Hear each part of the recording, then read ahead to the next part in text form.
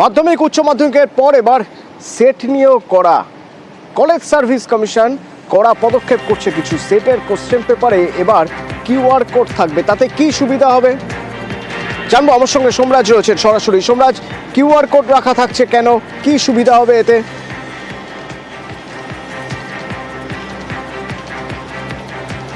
দেখো, college service commission যে set অর্থাৎ স্টেট এলিজিবিলিটি টেস্ট নেবে, মূলত অধ্যাপক নির্ণয়ের জন্য যোগ্যতা মানের যে পরীক্ষা, সেই পরীক্ষা হচ্ছে চলতি সপ্তাহেরই রবিবার, অর্থাৎ আর কদিন বাদই পরীক্ষা রয়েছে।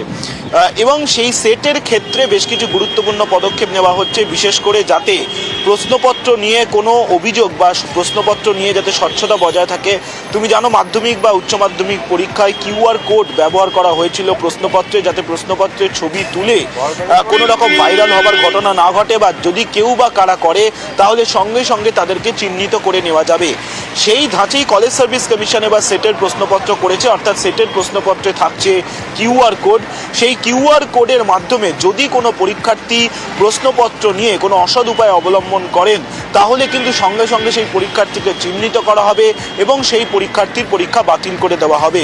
তার জন্যই সেট পরীক্ষার প্রশ্নপত্রে এবার কিউআর কোড ব্যবহার করা থাকছে।